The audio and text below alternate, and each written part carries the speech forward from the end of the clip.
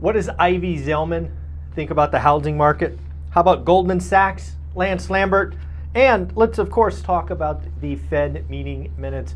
All of that coming from the Danube River in Europe. That is actually Austria over there. And on this side is Germany, or at least that's what a local guide told me. I honestly don't know if it's true, but let's go with it. So, what did Ivy Zelman have to say today about the housing market? She expects it to be extremely depressed and likely for the next couple of years. She thinks that the only thing that could fix the housing market is rates. Now, we have to be very clear. When Ivy Zelman speaks, what is she talking about the housing market being depressed? Folks, this is what I brought to you about a year ago. Transactions. Ivy Zelman is talking about the real estate industry and all of the other components that, for example, Home Depot and Lowe's, right? The entire economy around housing. She expects it to be depressed through 2025. And obviously, I agree with her. I think we could be below 5 million transactions, perhaps for 4 or 5 years. And if you don't remember, we were just over 6 million a couple of years ago. So again, I think she's right. I think we are going to have a pretty depressed real estate market. I do think, like I talked about yesterday, we have hit the transaction bottom. I thought it would be 3.8 million and actually came in at 3.79. I think that is the bottom, but we could be on the bottom for a while. This is no V-shape, no U-shape recovery. We're going to be between 3.8 and 4.2, I think, for quite a while.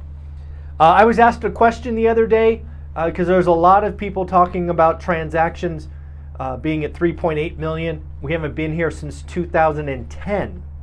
Now, if you have my book, One Rental at a Time, you know that 2010 was a particularly busy year for Olivia and I. So again, when the transactions were down, we were actually frequent buyers. So let me talk about what 2010 was about first. We obviously were a couple of years into the declining real estate market. It was starting to hit headlines and things of that nature. But what we really got after was banks and lending. Lending stopped, right? There was 10 mortgages and then 4. So it was really that lending turned off and banks they just didn't want to lend. Today it is about rates and affordability. We have rather tight credit conditions. So again, not a lot of transactions, but it is completely different than 2010. Fear was everywhere. Headlines were everywhere. It was a great time to buy if you could line stuff up, but it was very, I remember 2010 pretty vividly. So what's talking about Goldman Sachs? Goldman Sachs is out talking about 98% of mortgages being below existing rates. So below 7.5, if you will. Why is that important?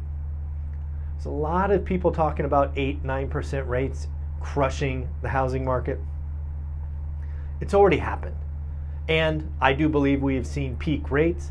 The question is, how soon do we get below 7?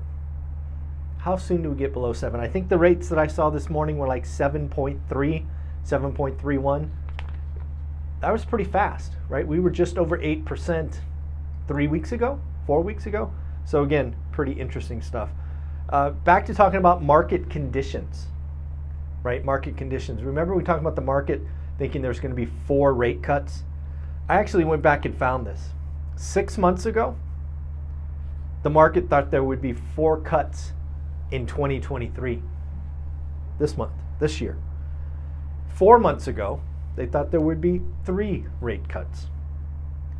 2 months ago, they thought there'd be a 50% chance of a rate increase. Now, no more rate hikes. Likely first cut in May, a 30% chance of a cut by March. Why is this important? As I said yesterday, the market's been wrong. It's been reading the Fed wrong for quite a while.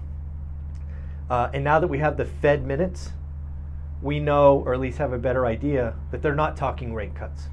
In fact, They were talking higher for longer. And one more important thing, I want to shout out Danielle DiMartino Booth. She brought this up on this channel 6 months ago when she came through. They talked about we could have a rate cut, but continue quantitative tightening, or QT. That's like putting your foot on the gas and your foot on the brake at the same time. It could get interesting. So I don't know if you've seen it this morning, but it looks like oil, right? OPEC Plus delayed a meeting where they were going to talk about perhaps cutting supply. They canceled it because the Saudis aren't on board with that. And oil now is, I think I just saw it below $74. So oil is falling. 10-year note hit a new low for the last couple of months at 4.4. Again, we were just above 5% 2 or 3 weeks ago. More signs that rates matter. Mortgage demand, right? Weekly reported by Mortgage Business Daily, I think. Mortgage demand is up 4% week on rate. 4% week on week. Rates matter. 7%, that's the number.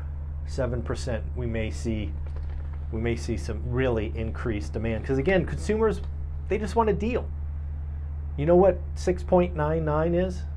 It's a deal when you think it should be over 8, or your experience is over 8%. So from the Fed meeting minutes, they're going to proceed carefully. There are no talk of cuts.